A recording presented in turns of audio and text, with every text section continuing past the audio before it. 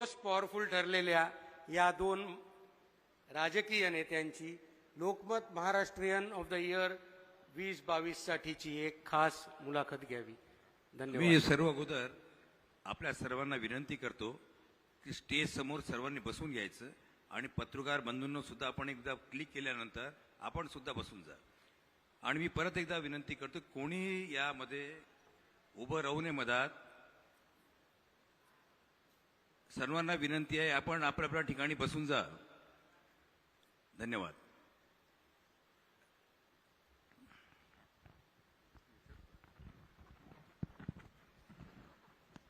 बरी आहे ना तब्येत? छान.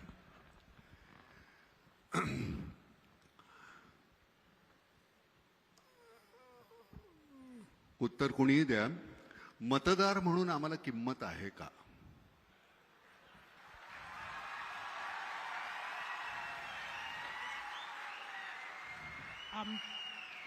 आमची किंमत तुमच्या भरोशावर ठरते.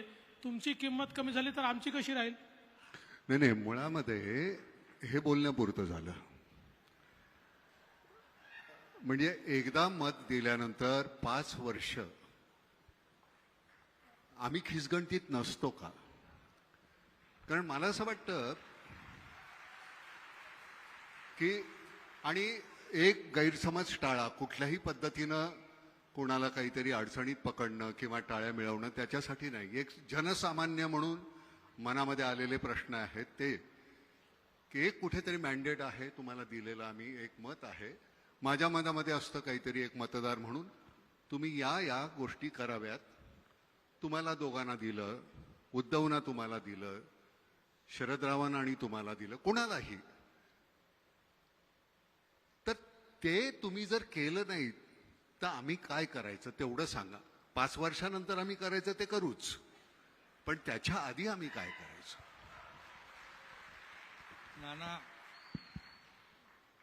नानाने भावना व्यक्त केल्या त्या अगदी बरोबर आहे.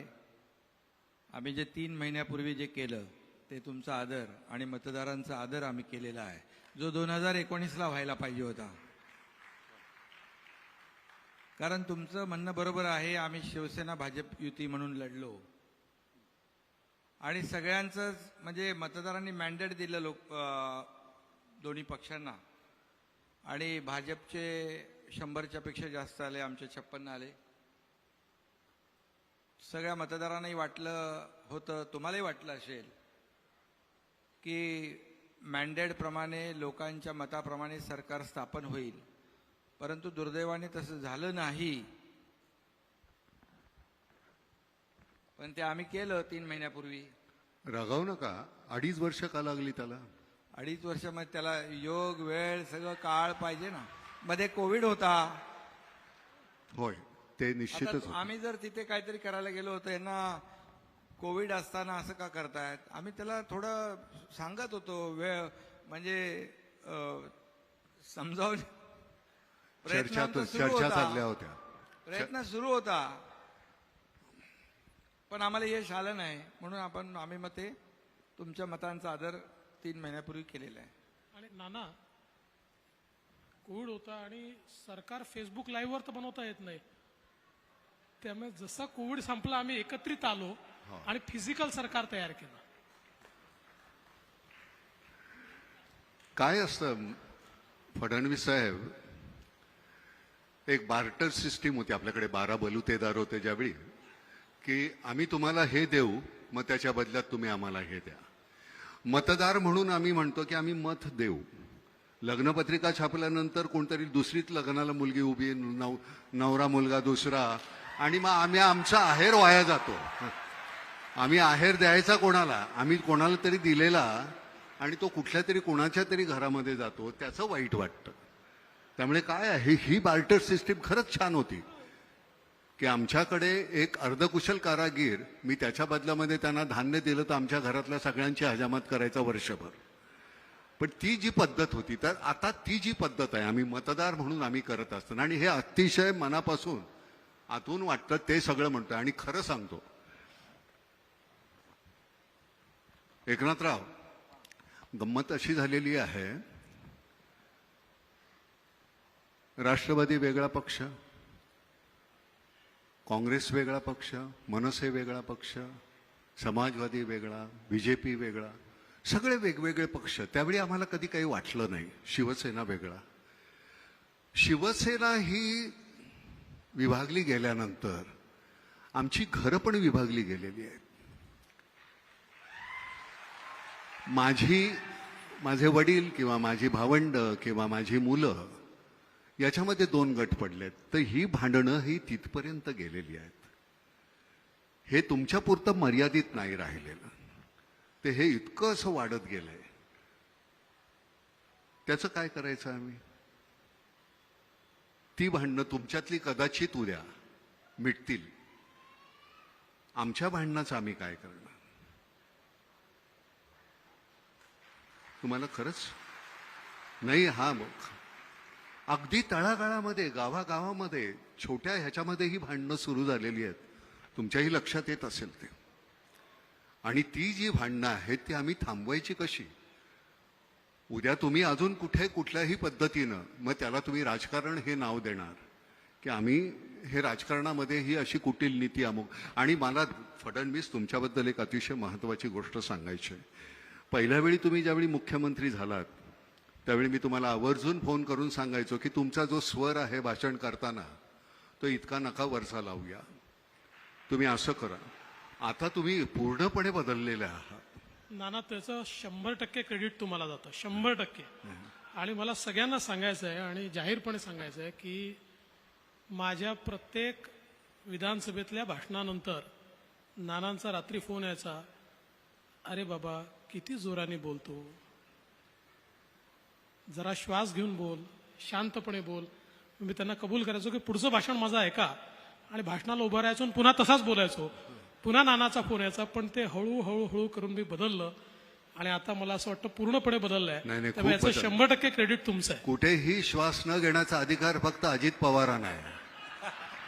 ते ज्यावेळी बोलायला लागतात, म्हणजे मी त्या सिनेमात सुद्धा म्हटलेलं आहे की गाण्यामध्ये लता दिदी आणि बोलण्यामध्ये अजित दादा, हे कुठे श्वास घेतात हे कळत नाही. पण तुम्ही खरंच ते पूर्णपणे बदलून टाकलेलं आहे. बरं, गंमत अशी आहे, तुम्हाला आता माहिती आहे, तुम्ही विदर्भातले आहात. 9 महिन्यामध्ये 1092 आत्महत्या झालेल्या आहेत.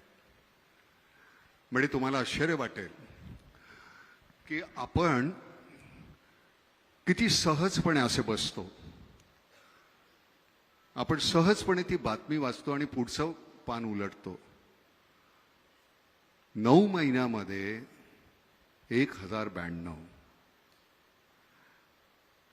बरं, कालचं, त्याच्या आधीचं सरकार प्रत्येकाने एकमेकांकडे बोटं दाखवायची. मला असं वाटतं ह्याच्याबद्दल अतिशय जाणीवपूर्वक कुठली तरी गोष्ट व्हायला पाहिजे. मुळात आपला शेतीप्रधान देश, त्याला औद्योगिक क्रांती म्हणून तुम्ही नंतर काही ज्या बदलल्या. बरं, आपल्या इथे MIDC सुद्धा होतात त्या अतिशय सुपीक जागेवर. त्या जिथे रेताड जागा आहेत तिथे करा की, तिथं होईल की, म्हणजे त्या जागेचाही उपयोग होईल, तिथलं इन्फ्रास्ट्रक्चर तयार होईल. तर मला असं वाटतं एकनाथराव की हे पारंपरिक शेती करत असताना आम्हाला ती परवडत नाही आहे, हमी भाव नाही आहे. मार्केट सायंटिस्ट की मी कुठलं पीक लावायचं हे मला सांगणारी लोक पाहिजेत. आम्ही अडाणी आहोत, आम्हाला कळत नाही. वर्षानुवर्ष आम्ही तशाच पद्धतीनं जगत आलेलो आहोत. आता आम्हाला ते परवडत नाही म्हटल्यानंतर आम्ही जमिनी विकत चाललोय, नंतर वेठबिगार होतोय. तर ह्या संदर्भामध्ये थोडासा जर का तुम्ही आम्ही नाना, आपण आल्या सरकार आपलं झाल्या आम्ही शेतकऱ्यांचाच पूर्णपणे आत्महत्या कमी नाही झाल्याच, व्हायलाच नको यासाठी मोठ्या प्रमाणावर म्हणजे मोठ्या योजना, काल पण आम्ही परवाच्या कॅबिनेटमध्ये जवळपास 11,000 कोटीची योजना ज्या आहेत त्याला मंजुरी दिली. म्हणजे जवळपास 2 लाख हेक्टर जमीन ओलिताखाली येईल. आणि जे समुद्राकडे वाहून जाणारं पाणी जे आहे हे दुष्काळग्रस्त भागामध्ये वळवण्याचा मोठा प्रकल्प देखील आम्ही हाती घेतोय, त्याबद्दल जेणेकरून शेतकरी आत्महत्या करणार नाहीत आणि त्याला शेतीला जोडधंदा थोडा पूरक धंदा त्याला सपोर्टिव्ह असं काहीतरी करता येईल का, यासाठी आमचे आमची देवेंद्रजी आमची चर्चा झाली, आमचे अधिकारी त्याच्यावर काम करतायत आणि शेतकऱ्यांसाठी एक विशेष कृती आराखडा आम्ही बनवण्याचा एक प्रयत्न करतोय. त्यामध्ये जसं कोकण आहे, पश्चिम महाराष्ट्र, उत्तर महाराष्ट्र यामध्ये शेतकरी आत्महत्यांचं प्रमाण कमी आहे. मराठवाडा विदर्भामध्ये जे शेतकरी आत्महत्यांचं प्रमाण आहे ते अगदी खाली आलं पाहिजे, किंबहुना करताच कामा नये. एक एक जीव आमच्यासाठी महत्त्वाचा आहे. आणि देवेंद्रजी इकडे बसलेले आहेत, गेले 5 वर्ष अगोदरचे ते मुख्यमंत्री होते. त्यांनी देखील जलयुक्त शिवार योजना मोठी सुरू केली, नंतर ती आदल्या 2.5 वर्षामध्ये बंद करून टाकली. पुन्हा आम्ही आल्या आल्या ती सुरू केलेली आहे. कारण शेवटी जमीन पाण्याखाली ओलिताखाली आणणं याला आम्ही महत्त्व दिलेलं आहे. आणि शेतकऱ्याच्या ज्या काही अडचणी आहेत, मी काय आता बोलणार नाही काही, परंतु आपल्याला दिसेल की शेतकरी आत्महत्या कमी झाली पाहिजे, याला आमच्या सरकारने प्राधान्य दिलेलं आहे. आणि नाना याच्यामध्ये एकच जोड देतो की मुख्यमंत्री मोदयांनी अतिशय करेक्ट सांगितलं. तुम्ही बघा, जिथे सिंचन आहे तिथे आत्महत्या नाही, आणि जिथे सिंचन नाही तिथेच आत्महत्या आहे. आणि म्हणून हा सगळा दुष्काळी पट्टा जो आहे याचा दुष्काळ नष्ट करण्याकरता पहिला प्रयोग आपण जलयुक्त शिवारचा केला. जलयुक्त शिवारमुळे 39 लाख हेक्टर जमीन ही रबीच्या पिकाखाली आली. त्यामुळे त्याला 2 पिकं, या सगळ्या दुष्काळी पट्ट्यात तो एक पीक घ्यायचा आणि ते पीक नष्ट झालं की त्याच्याजवळ काहीच उरायचं नाही, म्हणजे खायला देखील उरायचं नाही. आणि म्हणून आता जवळजवळ 27 TMC पाणी थांबलं. रबीचं आपलं क्षेत्र 39 लाख हेक्टरनी वाढलं. आणि आमचा संकल्प आहे की एकदा हे वाहून जाणारं पाणी हे जर आपण गोदावरी खोऱ्यामध्ये आणू शकलो, किंवा जे विदर्भातलं वाहून जाणारं पाणी या गोसेखुर्दच्या खालनं ते बुलढाण्यापर्यंत आणू शकलो, तर जवळजवळ सगळा आपला दुष्काळी पट्टा जो आहे हा ओलिताखाली येईल. आणि यासोबत एक अत्यंत महत्त्वाची आता आम्ही अजून योजना सुरू केली आहे. आपल्याकडे आपण शेतकऱ्यांना अर्धे दिवस सकाळी वीज देतो आणि अर्धे दिवस रात्री देतो. त्याला साप विंचू सगळा सामना करत अर्धे दिवस रात्री काम करावं लागतं, कारण दिवसा आपण देत नाही. आणि म्हणून आता आपण 100% फिडर जे आहेत ॲग्रिकल्चर हे सोलरवर आणतोय. आणि त्याचा 2 वर्षाचा कार्यक्रम हातात घेतला. 3 वर्ष लागतील फार तर. 4000 मेगावॅटचे सोलर आपण सगळे ॲग्री फिडर करतोय. शेतकऱ्याला रोज दिवसा 12 तास वीज त्या ठिकाणी मिळेल. आणि याचं इतकं डिसेंट्रलाइज मॉडेल आपण तयार केलं आहे की मुख्यमंत्री आणि मी बैठक घेतली, आणि मग डिसेंट्रलाइज पद्धतीनं हे सोलार करण्याकरता जमिनी मिळत नाही. तर आता आम्ही योजना अशी तयार केली आहे की ज्या योजनेमध्ये जो शेतकरी त्याची जमीन किरायाने देईल, भाड्याने देईल, 2 एकर 3 एकर 5 एकर 1 हेक्टर, त्याला आम्ही साधारणपणे 60,000 ते 75,000 रुपये भाडं देणार आहोत. म्हणजे त्याला आज जेवढं पीक नाही आहे त्यापेक्षा जास्त त्याला जमिनीचं भाडं 30 वर्ष सातत्याने आम्ही देऊ. त्यामुळे त्याचं नुकसान होणार नाही. आणि त्या जमिनीवर सोलर लावून त्या संपूर्ण फिडरवरचे जेवढे शेतकरी आहेत या सगळ्या शेतकऱ्यांना आम्ही 12 तास दिवसा वीज देऊ. एकीकडे विहिरी आपण केलेल्या आहेत, पण वीज नसल्यामुळे त्याचं पीक सुकतं आहे. त्यामुळे ती वीज जर त्याला दिवसा मिळाली तर आत्महत्यांचं प्रमाण निश्चितपणे कमी होईल. निश्चितपणे ह्याला थोडासा वेळ लागेल. तुम्ही 3 वर्ष म्हणताय ते. झरीला आम्ही हा प्रयोग केला होता. लोकांची जमीन भाड्याने घेतली. तुमचं वार्षिक उत्पन्न किती आहे? 30,000. 30,000च्या बदली 60 दिले आणि ती घेतलेली त्यांची जमीन होती. तिथे आम्हाला जे वाटलं ते पीक आम्ही लावलं आणि त्याचं उत्पन्न आल्यानंतर त्यांना अजून वरचे 1.5 लाख रुपये दिले आणि आम्ही शेवग्याच्या शेंगाचंच पीक घेतलं होतं. तर मला असं वाटतं की ह्या सरता शेवटी आम्हाला मर्यादा आहेत नाम फाउंडेशनला, पण तरीसुद्धा तुमच्याबरोबर राहून जर आम्हाला काही करता आलं तर आम्हाला निश्चितपणे आनंद होईल. शिवनदी आता चिपळूणमध्ये यावर्षी अजिबात कुठेही बाजारपेठेत पाणी नाही, कुठंही काही नाही. आपण कोकणामध्ये खूप मोठ्या प्रमाणावर काम करतोय. शिवनदीचं 7 किलोमीटरचं आपण केलं आणि वशिष्ठी नदीचं आहे. आणि महाडला जे आता करतोय आपले राऊत आता भेटले, मी त्यांच्याशी बोललो. तर हे आपण सरतेशेवटी समन्वयानंच होणार आहे. फक्त एकच आहे की नदीमध्ये जे पाणी सोडतात, जे कारखाने, प्रदूषण होतं, मच्छी मेली, सगळे मासे मेले आणि तरंगत आहेत, त्याच्यापुरतं ते मर्यादित राहू नये. त्यांच्यावर अतिशय कडक कारवाई व्हायला पाहिजे. बरं, सगळ्यात महत्वाची गोष्ट म्हणजे गंमत अशी आहे, अराजक हा शब्द जो आहे, रागावू नका बरं, हे राजकीय जे अराजक आहे त्याच्यानंतर एक सामाजिक अराजक येणं साहजिक आहे. त्याचे पडसाद इथे आमच्याकडे उमटणार. ते उमटल्यानंतर मग कोणी लाठ्या काठ्या बंदुका हातात घेतला तर करायचं काय मग? राजकीय अराजक तुम्ही थांबवलं तर आमचं सामाजिक अराजक थांबेल की नाही? याला मी वेगळं राजकीय अराजकच म्हणेल. भाऊ आमचा तोडशेकर बरोबर मी परवा बोलत होतो. भाऊ माझा आम्ही कॉलेजमध्ये एकत्र होतो. तर ही जी गोष्ट तिथे बोलत असताना तो म्हणला की नाना दोघं एकमेकांना पूरक आहेत. तुम्ही एकमेकांना पूरक आहेत. जसा जोडधंदा तुम्ही आता शेतकऱ्यांचा म्हणाला ते त्यांना एक पूरक असा एक धंदा पाहिजे, तसे तुम्ही दोघं एकमेकांना फार पूरक आहेत. एक अतिशय छान धोरणी आहे तुमचं. तुम्हाला खरं सांगतो, हा माणूस जो आहे हा इतकं मुद्देसूद बोलता तुम्ही. बरं तिथं चंचू प्रवेश सुद्धा करता येत नाही की काहीतरी खोट काढता येईल का? इतकं छान सुंदर असं छान बोलू शकता तुम्ही. म्हणजे त्याच्याबद्दल वाद नाही. खरं सांगतो, भावनेचा लवलेश नसतो तिथं. 1.5% भावना आणि 98.5% तुमचं अगदी असं विशद केलेलं असतं. त्याच्या विरुद्ध हा माणूस आहे. त्यांचं फक्त भावनिक असतं, कारण त्यांचं सगळं इथून वेडात दौडले वीर मराठे सात तसं त्यांचं आहे. त्यामुळे त्यांचा गमतीदार काय हे छान समन्वय आहे तुमच्या दोघांचा. त्याच्यातून आम्ही म्हणजे मला कुठलंही सरकार असेल मला सगळेच चांगले दिसतात. त्याचं कारण वाईटामध्ये चांगलं शोधायची सवय आहे. पण तुमच्याकडनं खरंच काहीतरी छान काहीतरी अपेक्षा आहे. आम्हाला सगळ्यांना काहीतरी सगळंच चांगलं मिळेल आणि त्याची खात्री आहे. नुसती अपेक्षा नाही आहे. एका जिल्ह्यापुरता एक कलेक्टर पुरतो का? मुंबईमध्ये आपले 2 आहेत, पण मुंबईत जिल्हे 2 आहेत का? अच्छा. हा, आमच्या कृषी पंडित तुमचे जे आहेत ते कुठे दिसत नाही. तो आमच्या शेतकऱ्यांना आमच्या पारंपरिक गोष्टी करत असताना आपल्या इतकी शेतकी विद्यापीठं आहेत, पण आमचे कृषी पंडित आमच्या शेतकऱ्यांना मार्गदर्शन करताना कधी कुठे दिसत नाहीत. तर त्याच्याबद्दल जर काही तुम्हाला करता आलं तर त्या संदर्भात तुम्ही करावं. फक्त एकच आहे की मला गंमत आहे की आम्ही चव्हाट्यावर सुद्धा कधी इतकी शिवराळ भाषा वापरली नाही. इतकं छान शिवराळ पद्धतीनं ऐकायला मिळताना हल्ली मला इतकं बरं वाटतं. वा वा वा वा, आपल्यापेक्षा काय हे काही फारसं काही वेगळं नाही आहे. किती शिवराळ भाषा. म्हणजे एक तुम्ही, मला असं वाटतं की मी ज्यावेळी बोलतो त्यावेळी माझा शब्दप्रयोग जे आहेत, मी कुठल्या शब्दाचं नियोजन करतो त्याच्यात माझी संस्कृती दिसते, संस्कार दिसतात.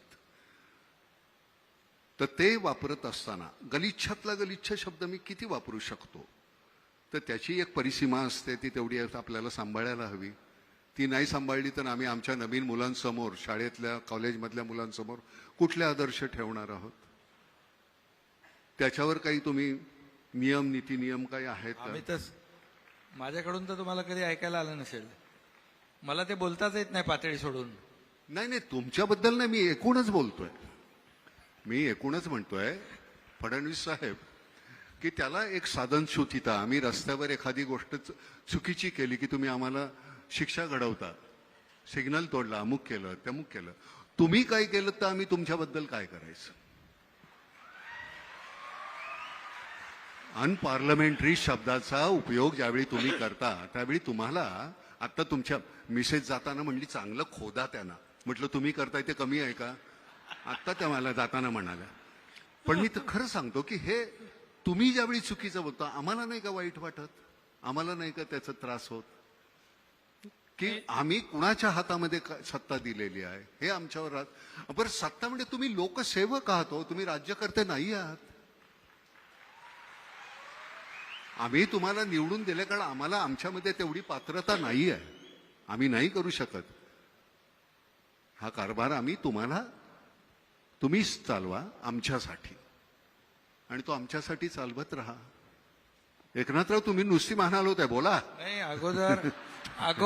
अगोदर तुम्ही जे म्हणालात ना ते 2.5 वर्षाच्या पूर्वी आपल्याला जाणवलं असेल. पण आम्ही 3 महिन्यानंतर, आम्ही राज्यकर्ते नाही, शासन प्रमुख नाही, आम्ही या राज्यातल्या जनतेचे सेवक म्हणून काम करणार आहोत. सेवक म्हणून. नाही, त्याची खात्री आहे. म्हणूनच हे इतकं मी सहजपणे बोलतोय. गंमत काय पण माहितीये का? जनतेमध्ये आम्ही जेव्हा जातो तेही काही लोकांना पटत नाही, रुचत नाही. त्याला काय करायचं? नाही, गंमत काय झाली माहिती आहे का त्या दिवशी फडणवीस साहेब, आम्ही एक असे सहज कुठेतरी गोष्टी ऐकत असताना एक गोष्ट छान ऐकली बरं का. आपल्या इथे ती पद्धत नाहीये, पण परदेशी राजा राणी गेले होते, फिशिंगसाठी निघाले. आपल्याकडे ती पद्धत नाहीये. आणि फिशिंगला निघाले असताना रस्त्यामध्ये एक गाढवावर बसून एक कोळी चालला होता, खांद्यावर गळ होता. राजाने विचारलं, काय रे, मच्छी पकडायला का? तो म्हणला, नाही महाराज, आज मच्छी पकडायला जाणार नाहीये, वादळ आहे, खूप मोठा पाऊस येणार आहे. म्हटलं, मूर्ख माणसा, मी माझ्याकडे खूप पगार देऊन हवामान तज्ज्ञ ठेवलेला आहे. त्यांनी सांगितलं, तुम्ही जा खुशाल, काही होणार नाहीये. राजा पुढे गेला, खूप वादळ झालं, पाऊस आला, त्रेधा तिरपीट झाली. राजा दरबारात गेला, प्रधानाला सांगितलं, त्या माणसाला आणा बघू, हवामान तज्ज्ञाला त्या लाच घालून हाकलून लावा आणि त्या कोळ्याला बोलवा आणि त्याला अपॉइंट करा. कोळी आला, तो म्हणला, महाराज मला यातलं काही कळत नाही हो. तो म्हणलं, मग त्या दिवशी कसं सांगितलंस पाऊस येणार, वादळ होणार? तो म्हणला, माझ्या गाढवानं कान खाली टाकले की मला कळतं पाऊस येणार आणि वादळ होणार. तर म्हणलं, मग ठीक आहे, गाढवाला अपॉइंट करा.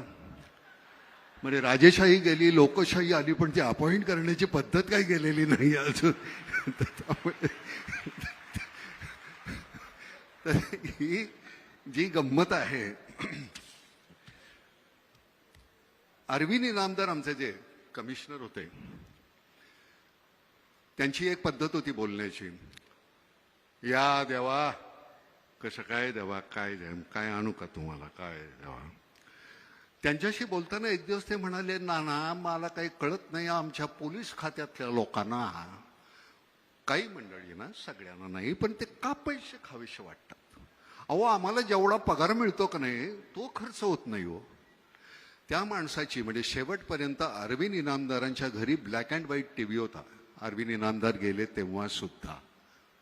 तर ही आपल्याकडे अशी माणसं आहेत. लालबहादूर शास्त्रींच्या घरी ज्यावेळी त्यांचे मित्र पैसे मागायला गेले, मला एक 200 रुपये पाहिजेत, त्यावेळेचे 200 रुपये, लालबहादूर शास्त्री म्हणले, माझ्याकडे नाही आहेत एवढे पैसे. त्यांची बायको म्हणाली, नाही माझ्याकडे आहेत. तिने 200 रुपये दिले काढून. शास्त्रीने विचारलं, तुझ्याकडे एवढे पैसे आले कुठून? ती म्हणली, नाही, दर तुम्ही पगारातून देताना त्यातले 5-10 रुपये मी वाचवते. त्यांनी गव्हर्नमेंटला पत्र लिहिलं की मला ह्याच्या पुढे माझा 10 रुपये पगार कमी करा. यशवंतराव चव्हाण गेले त्यावेळी त्यांच्या खात्यावर 25,000 रुपये नव्हते. आपल्या मंत्र्यांच्या, म्हणजे साधा आपला नगरसेवक आज निवडून आला की पुढच्या वर्षी तो कोट्याधीश असतो, त्याची चौकशी का नाही होत? म्हणजे मला कळतं की हा भ्रष्ट आहे, पण तुमच्या का नाही लक्षात येत? त्याच्यावर कारवाई व्हायला पाहिजे की नाही एकनाथराव? म्हणजे तुम्ही मी 100 रुपये आल्यानंतर 30 रुपये इन्कम टॅक्स भरतोच, 18 रुपये तुम्ही अजून जीएसटी घेता. हे सगळं आम्ही केल्यानंतर सुद्धा आमच्या चौकशा होतात, तुमच्या का नाही होत? मला असं वाटतं की भ्रष्टाचार ही केवळ राजकारणच नाही, आपल्या संपूर्ण व्यवस्थेला लागलेली कीड आहे. आणि दुर्दैवाने ही संपवायची असेल तर खूप सामूहिक प्रयत्न करावे लागतील. याचं कारण असं आहे की आपण बघा, भ्रष्टाचाराकरता जेलमध्ये जाऊन आलेले, अनेक प्रकरणांमध्ये अडकलेले असे लोक थंपिंग मेजॉरिटीने निवडून येतात. त्यांना लोक वारंवार निवडून पाठवतात आणि मग त्यातनं समाजामध्ये भ्रष्टाचाराबद्दल कुठलाही तिरस्कार तयार होत नाही. जोपर्यंत समाज चांगल्याला चांगलं म्हणणार नाही आणि वाईटाला वाईट म्हणणार नाही, तोपर्यंत ही परिस्थिती बदलणार देखील नाही. आणि म्हणून मला असं वाटतं की एक सामूहिक प्रयत्न आपल्या सगळ्यांना करावा लागेल. उदाहरणार्थ, अनेक वेळा आम्हाला लोक विचारतात की का हो तुम्ही इतके गुन्हे आणि कसं त्यांना तुम्ही तिकीट देता? तर आम्हाला त्याला सांगावं लागतं की बाबा, त्याच्यावर गुन्हे आहेत, पण तोच निवडून येतो आणि दुसऱ्याला मी खूप चांगला, साळसूत, सुंदर, स्वच्छ, टिकाऊ त्याला उभं केलं, डिपॉझिट चाललंय त्याचं. त्यामुळे राजकीय नेते केवळ हे बदलू शकत नाही, समाजाला बदलावं लागेल. आणि केवळ समाजावर टाकूनही चालणार नाही, राजकीय नेत्यांना देखील हे परिवर्तन झालं पाहिजे असं वाटावं लागेल. मला असं वाटतं की मोदीजी आल्यानंतर काही प्रमाणात हे सुरू झालंय. याला वेळ लागेल, कीड लागली आहे, पण हळूहळू ही कीड आपण दूर करू. कीटकनाशक तयार होत आहे, ते कीटकनाशक हळूहळू ही कीड नक्की दूर करेल असं मला विश्वास आहे. धन्यवाद मलक. बाकी आपण सगळ्या विषयावर बोलतच असतो नेहमी. फॅमिली प्लॅनिंग ह्या विषयावर आपण कधीच बोलणार नाही का? 135 करोड व्हायला आले, जमीन तेवढीच, सोर्सेस तेवढेच. उद्या माझ्याकडे काही नसेल आणि तुम्ही खात असाल तर मी ओरबाडून घेणार. ही जर लोकसंख्या सीमित असेल तर ह्या गोष्टी टाळता येतील. तर हा अतिशय जाणीवपूर्वक घेण्याचा, जसं आपण काश्मीरमधले निर्णय घेतले तसा हा एक निर्णय घ्यायला नको का? मला असं वाटतं घेतला पाहिजे, हा गरजेचा आहे. केवळ आपल्याला चीनच्या पद्धतीने नाही, आपल्या भारतीय पद्धतीने हा निर्णय करावा लागेल. आपण काही प्रमाणात लोकांना जास्त मुलं होणं हे इन्सेंटिव्हाइज केलं आहे, पण त्यापेक्षा अधिक करावं लागेल. याचं कारण ज्या वेगानं लोकसंख्या वाढते आणि विशेषतः जे लोक लोकसंख्येवर कंट्रोल ठेवत आहेत ते हळूहळू मूर्ख ठरतील, कारण त्यांची संख्या कमी होत जाईल आणि मग लोकशाहीमध्ये कमी संख्येवाल्याला कोणी विचारत नाही. आणि म्हणून कुठेतरी ही सक्ती आणावीच लागेल.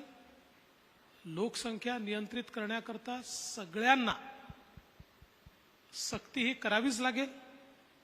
ती करत असताना एवढंच भान आपल्याला ठेवावं लागेल की लोकसंख्येची जी रचना आहे ती रचना देखील, म्हणजे ज्याला आपण आपली डेमोग्राफी म्हणतो, ही चेंज होणार नाही, ही एकतर्फी होणार नाही. जे चीनला आज जो प्रश्न निर्माण झाला की चीननी पहिल्यांदा वन और नन अशा प्रकारची पॉलिसी आणली, त्या पॉलिसीमुळे आज चीनने प्रगती खूप केली आहे, पण त्याच्यासमोर प्रश्न असा आहे की आता त्यांच्याकडे याच्या पुढे वर्किंग क्लास नाही आहे.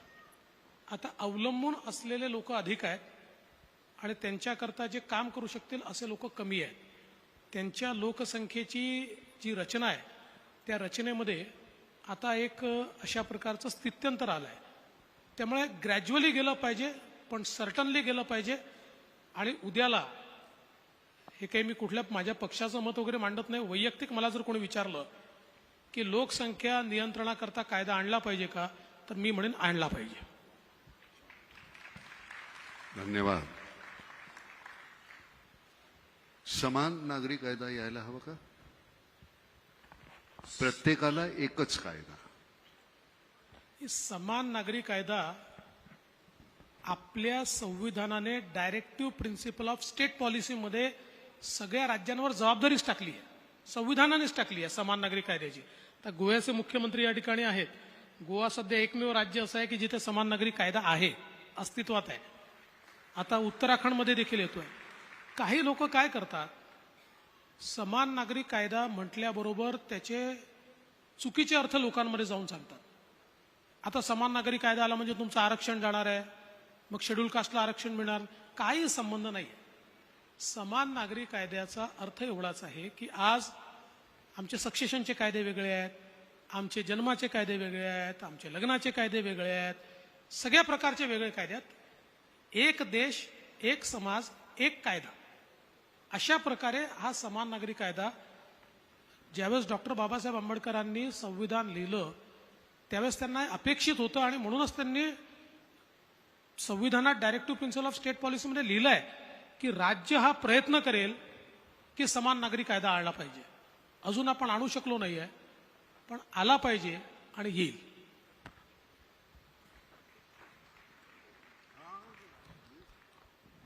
तुम्ही बोलत नाही म्हणून मी बोलत राहिलो.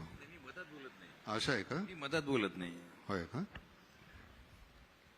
माझा पहिला प्रश्न माननीय मुख्यमंत्री शिंदे साहेबांना आहे. शिंदे साहेब, पवार साहेब, काँग्रेस, उद्धव ठाकरे साहेब मैदानात असताना आपण हा नवीन इतिहास कसा रचलेला जरा लोकांना सांगा. आता 3 महिन्यापूर्वी तो इतिहास घडलेला आहे. खरं म्हणजे मगाशी नाना म्हणाले की बोलता बोलता माझ्याबद्दल ते काय वेडात मराठे वीर जवळले साथ काय. खरं म्हणजे जेव्हा अगदी पाणी डोक्यावरून जातं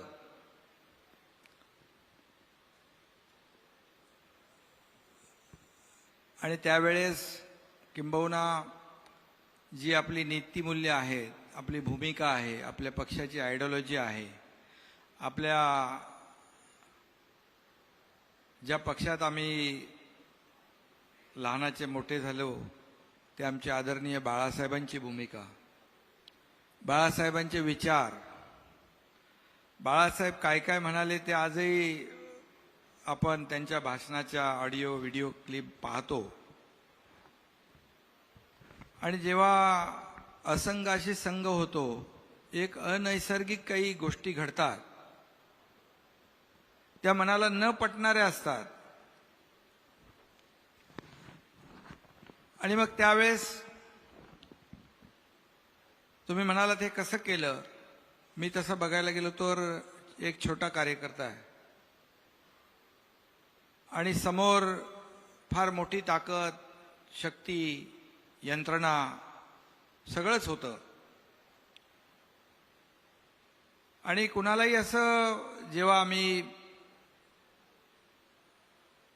जे काय ते ऑपरेशन म्हणू का काय ते मिशन असेल त्याची सुरुवात जेव्हा आम्ही केली त्यावेळेस कुणालाही वाटलं नाही की यांची नैया पार होईल, नैया बुडेलच असं वाटलं होतं आमची.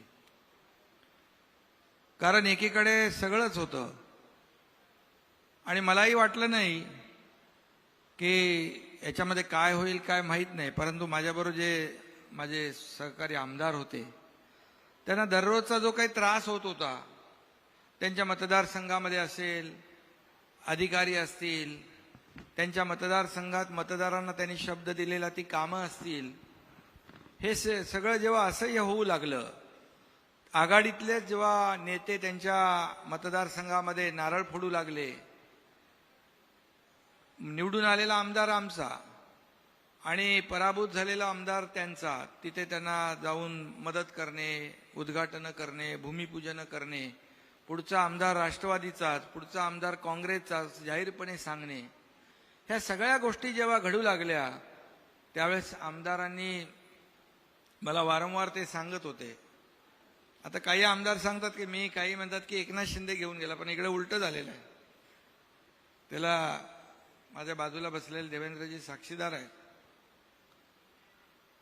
आणि जेव्हा असह्य झालं, पुढचं जेव्हा त्यांचं राजकीय जे काही करिअर आहे तेच त्यांचं धोक्यात आलं. आणि काही गोष्टी ज्या आहेत सहन करण्याची एक मर्यादा असते, तो तिथपर्यंत माणूस मर्यादेत सहन करू शकतो.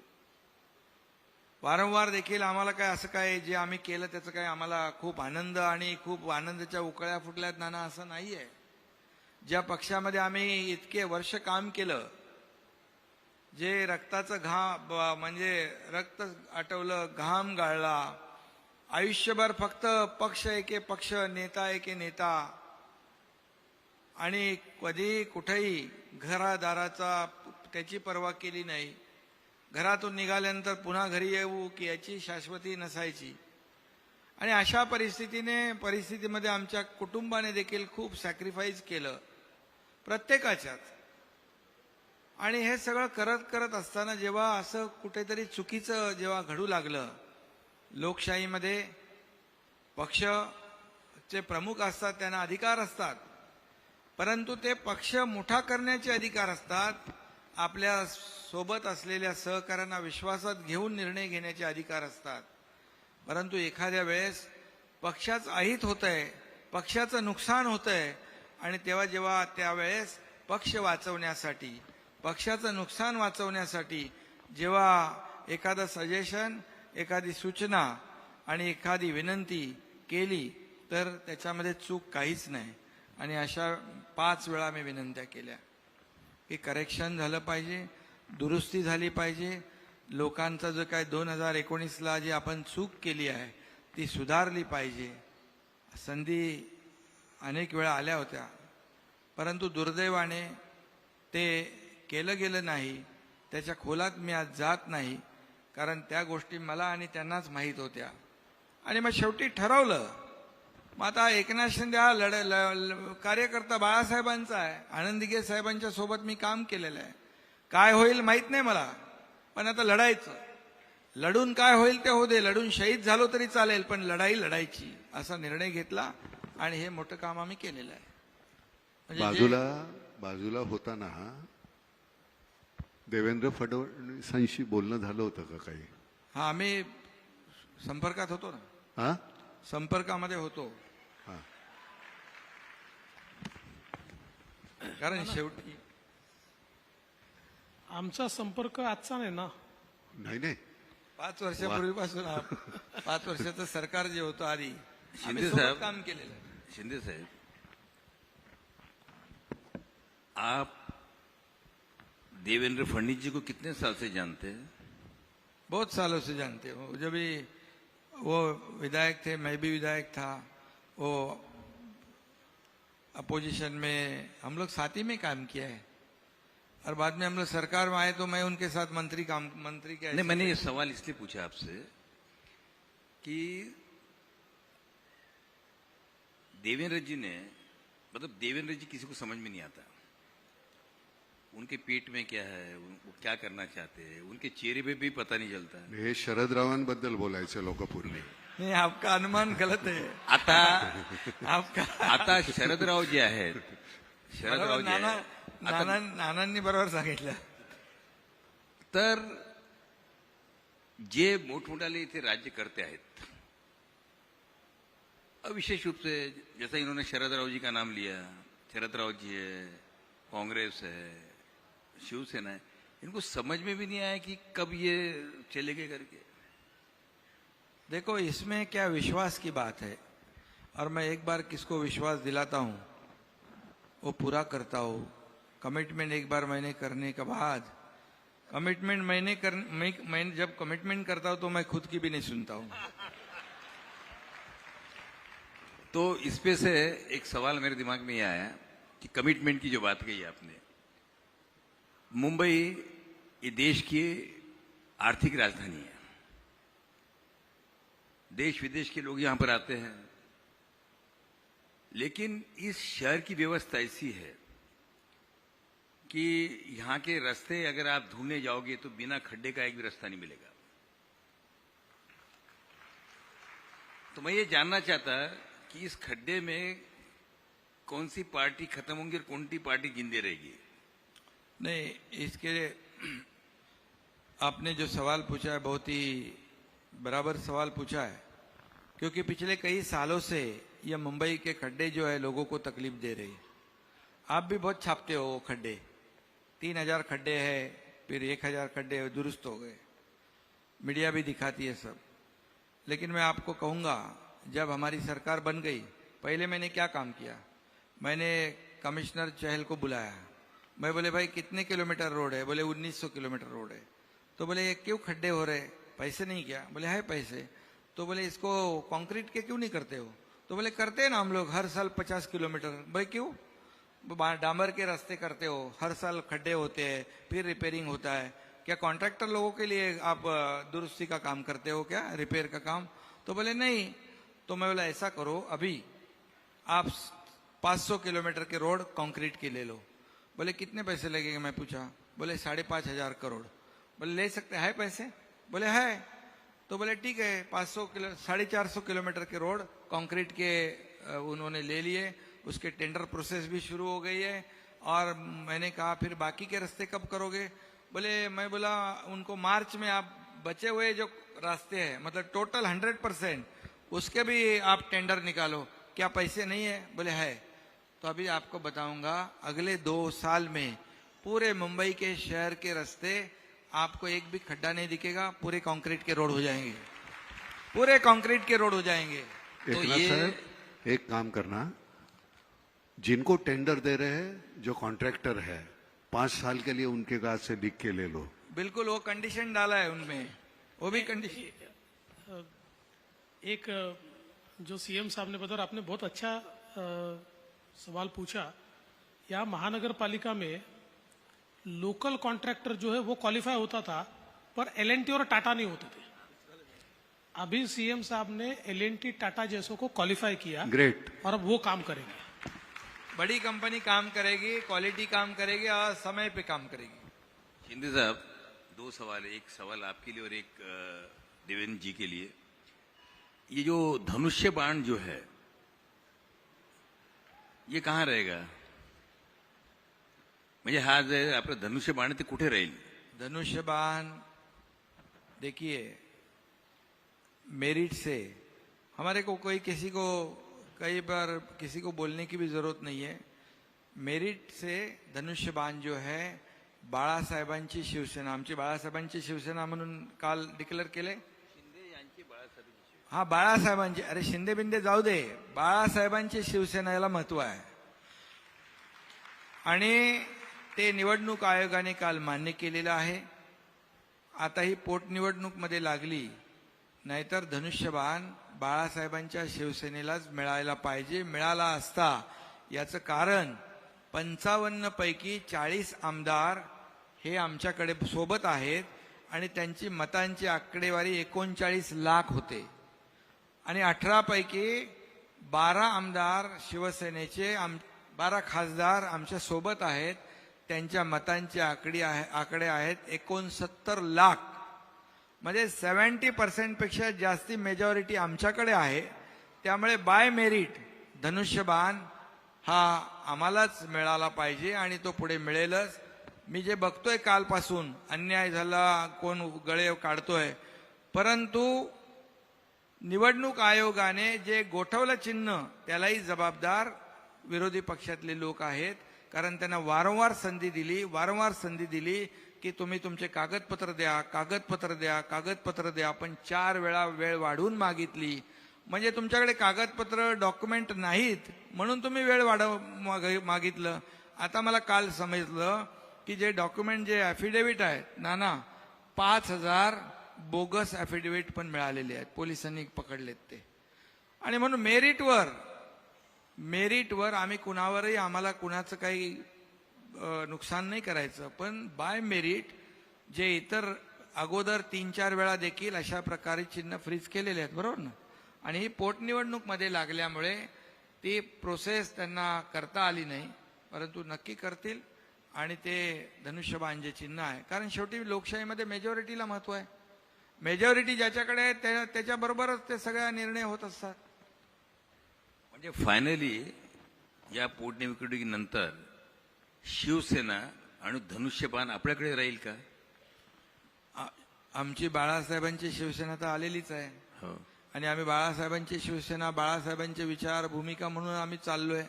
आता समोर कुठली कंपनी आली आहे माहित नाही मला, पण धनुष्यबाण हा नियमानुसार आम्हाला मिळेल। कारण लोकशाहीमध्ये बहुमताला महत्व आहे, लोकशाहीमध्ये घटना आहे, नियम आहे, कायदा आहे। कायद्याच्या बाहेर आम्हाला काहीच नको आहे आणि आम्ही कायद्याच्या विरुद्ध कुठलंही काम केलं नाही।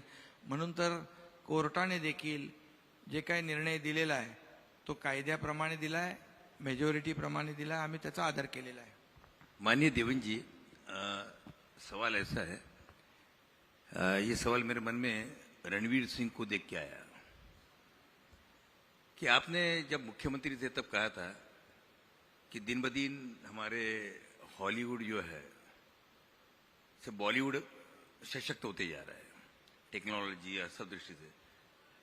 मगर रोज ऐसी खबरें आती कि मुंबई का वर्चस्व कम होते हुए कई अलग अलग राज्यों के अंदर फिल्मों की डिमांड कर रहे लोग, उनको कंसेशन दे रहे, 1 विंडो एजुकेशन अपना सुविधाएं दे रहे हैं। तो अभी भी आपको ऐसा लगता है कि मुंबई में हॉलीवुड से जबरदस्त बॉलीवुड बन जाएगा हमारा? देखिए, यूनिवर्सिटी तो कई बनी, पर ऑक्सफोर्ड और कैम्ब्रिज वही है, उसको कोई खत्म नहीं कर पाया। तो मुंबई एक नेचुरल इकोसिस्टम है, मुंबई में एक नेचुरल टैलेंट है। कुछ समय के लिए आप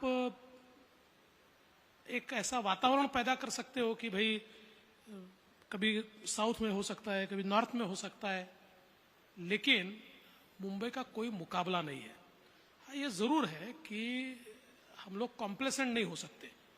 और जैसे हम लोगों ने आने के बाद तुरंत, क्योंकि जिस समय मैं मुख्यमंत्री था तो मैंने एक सिंगल विंडो तैयार की थी, और जिसमें किसी भी प्रकार की शूटिंग के लिए कहीं पर भी परमिशन के लिए जाना नहीं पड़ेगा। और कई जीआर भी निकाले थे। दुर्दैव से वो जब हमने गो लाइव की और सरकार बदली और हमारी सिंगल विंडो बंद हो गई, उसको ताला लग गया।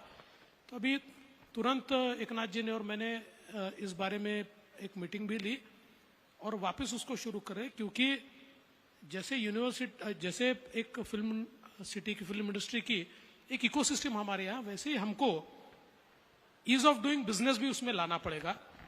अगर शूटिंग के लिए पुलिस स्टेशन के चक्कर मारने पड़े, अगर शूटिंग में कोई गुंडे आकर तकलीफ दे, तो इसका फायदा नहीं होगा। तो उस दृष्टि से भी हम लोग अभी काम कर रहे हैं। और दूसरा, हम लोग ये चाहते हैं कि अभी तो फिल्में जो होती है उसमें टेक्नोलॉजी का बहुत ज्यादा उपयोग होता है, और वैसे भी महाराष्ट्र तो टेक्नोलॉजी का हब है। हमारी जो फिल्म सिटी है, इसमें हम पूरी जो दुनिया की लेटेस्ट टेक्नोलॉजी है वो टेक्नोलॉजी हमारे स्टूडियोज में हम लाए, वहां पर हम नए सारी टेक्नोलॉजीज को वहां पर उपलब्ध कराए, ये भी हमारा प्लान है। तो मुझे ऐसा लगता है कि कभी कभी परिस्थितियां ऐसी आती है। और वैसे भी देखिए क्या होता है ना कि अगर दूसरे राज्य भी अगर मार्केटिंग करते हैं तो इससे कोई हमारी साख कम नहीं होती है। ये तो एक प्रकार से मार्केट एक्सपांड हो रहा है, वो लोग भी करें। साहब, उसके वजह से प्रॉब्लम ये हुआ कि यहाँ का जो डायमंड बुर्ज है वो गुजरात चले गया जी। डायमंड बुर्ज जो है यहाँ पर वो गुजरात चले गया। उसके बाद में अभी इंडस्ट्री जो है यहाँ की काफी, जो महाराष्ट्र किया आने वाली थी यहाँ किया नहीं आई और कहीं चलेगी मोटर की। उसके बाद में अभी हाल ही के अंदर जिसको लेके काफी अखबारों में आ रहा है, तो अगर एक के बाद अगर सारी इंडस्ट्री चली जाती रहेगी तो उससे कैसा होगा? आप दोनों मिलके क्या सोच रहे हो उसको रोकने के लिए? पहली बात तो वापिस आपको कहना चाहता हूं कि विथ ऑल ड्यू रिस्पेक्ट, जरूर सूरत में डायमंड बुर्ज तैयार हुआ, पर आप मुंबई के किसी भी डायमंड के व्यापारी को पूछिए, डायमंड इंडस्ट्री वाले यहाँ बैठे हुए हैं, वो कहते हैं हमारी अगली पीढ़ी वहां जाने को तैयार नहीं, सबको मुंबई में ही रहना है और मुंबई में ही हमको व्यापार करना है। तो ये देखिए क्या होता है कि रहेंगे यहाँ पर। नहीं, व्यापार भी यही है, कहीं नहीं जाएगा। आज भी सबसे ज्यादा एक्सपोर्ट भारत डायमंड बुर्ज अपने बाजू में ही है, वहीं से देश का सबसे बड़ा एक्सपोर्ट हम करते हैं, वहीं से करते हैं। और मैं कहता हूं देखिए, ये इंडस्ट्री इधर चली गई उधर चली गई, मैं आपको आंकड़ों के साथ बताता हूं। 2014 से लेकर 2019 तक महाराष्ट्र एफडीआई में नंबर 1 रहा, इन्वेस्टमेंट में नंबर 1 रहा। नंबर 1 यानी कितना? तो 2 साल ऐसे है कि जिन 2 सालों में महाराष्ट्र के बाद के जो 4 स्टेट है, गुजरात, दिल्ली, कर्नाटक और तमिलनाडु, जो 4 इंडस्ट्रियल स्टेट माने जाते हैं, ये चारों की मिलकर जितनी इन्वेस्टमेंट है उससे ज्यादा इन्वेस्टमेंट महाराष्ट्र की है। तो इसलिए एक आधा चले जाने से कोई फर्क नहीं पड़ता। और मैं आज ये बता रहा हूं, अगर कोई चला गया है तो उससे बड़ा एकनाथ शिंदे और देवेंद्र फडणवीस लाकर दिखाएंगे। बहुत बहुत धन्यवाद। आपण थांबूया नाही का? कारण काय सगळ्याच प्रश्नाची उत्तरं तुम्ही छान दिल्यात। आता आम्ही फक्त वाट पाहणं आमच्या नशिबी आहे, तेवढे आम्ही पाहणार आणि निश्चितपणे तुम्ही काहीतरी छान करणार। एकनाथराव, तुम्ही ज्या पद्धतीनं मांडता हल्ली ना, म्हणजे एक तर पहिल्यांदा तुम्हाला कधी यापूर्वी ऐकायला मिळालं नव्हतं आम्हाला, पण ज्या पद्धतीनं तुम्ही बोलता म्हटल्यानंतर गुणनाई वाण काहीतरी लागलेला दिसतोय पलीकडचा. नाही, काम करत राहू आपण भांडण्यापेक्षा. नाही नाही, पुन्हा एकदा तुमचं अभिनंदन.